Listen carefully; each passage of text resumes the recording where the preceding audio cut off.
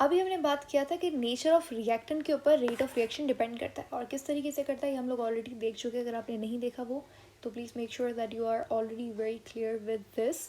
आज हम दूसरे फैक्टर के बारे में बात करेंगे। पहला हमारा फैक्टर था नेचर ऑफ रिएक्टेंट, के रिएक्टेंट का नेचर कैसा है, उसकी इलेक्ट्रॉनिक कॉन्फ़िगरेशन कैसी है, आयोनाइजेशन एनर्जी कैसी है, क्या वो आयोनिक है, क्या वो कोवलेंट है। लेकिन आज हम बात करेंगे कि क्वांटिटी ऑफ रिएक्टेंट के ऊपर क्या रेट ऑफ रिएक्शन डिपेंड करता है। तो आंसर है यस। ध्यान से सुनो, रेट ऑफ रिएक्शन डिपेंड करता है कि मैंने रिएक्टेंट कितना लिया है। अगर मैंने रिएक्टेंट समझ लो मेरे पास एक्स रिएक्टेंट है, वो मैंने लिया है 100 ग्राम्स, और मेरे पास वाई रिएक्टेंट है जो मैंने लिया है 10 ग्राम्स। बताओ कौन सा रेट, किसका रेट ऑफ रिएक्शन ज़्यादा होगा। तो your answer should be x का, क्योंकि इसका मैंने क्वांटिटी ज़्यादा लिया है, इसका कंसनट्रेशन ऑफ रिएक्टेंट ज़्यादा है। तो rate of reaction directly proportional होता है कंसनट्रेशन ऑफ रिएक्टेंट पे, या जैसे कि आप ये देख रहे हो। तो rate of reaction directly proportional होता है product of molar concentration of reactants. जितना ज़्यादा कंसनट्रेशन होगी, कंसनट्रेशन कुछ भी नहीं है, क्वांटिटी है। क्वांटिटी ऑफ रिएक्टेंट को कंसनट्रेशन ऑफ रिएक्टेंट बोल सकते हो।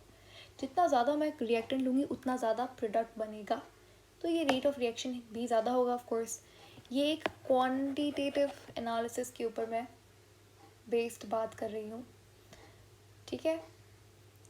ये जो स्टेटमेंट है ये हमारे पास रेट लॉ की स्टेटमेंट है। अब यहाँ पे कांस्टेंट लगाते हो आप के। रेट लॉ हम लोग आगे जाके कवर करेंगे। के क्या होता है हमने ऑलरेडी डिस्कस कर लिया था, ठीक है। रेट कांस्टेंट या velocity, no I am sorry, अभी तक हमने डिस्कस नहीं किया के।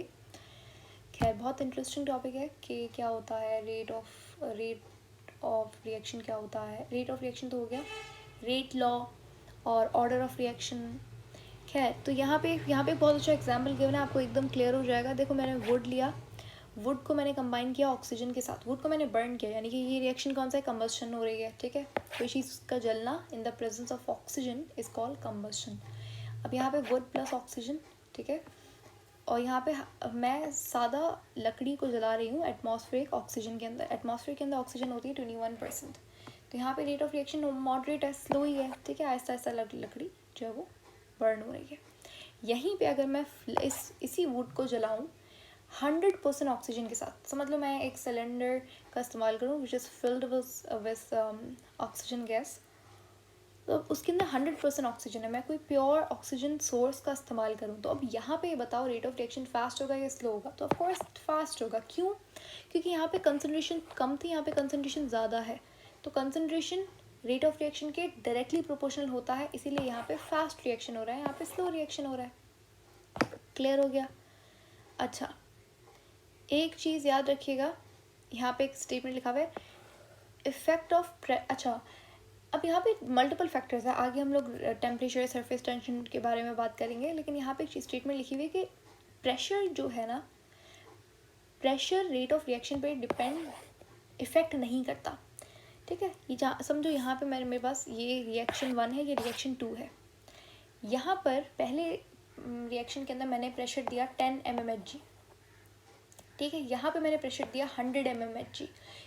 तो यहाँ पे कोई भी रेट ऑफ रिएक्शन के अंदर तब्दीली नहीं होगी।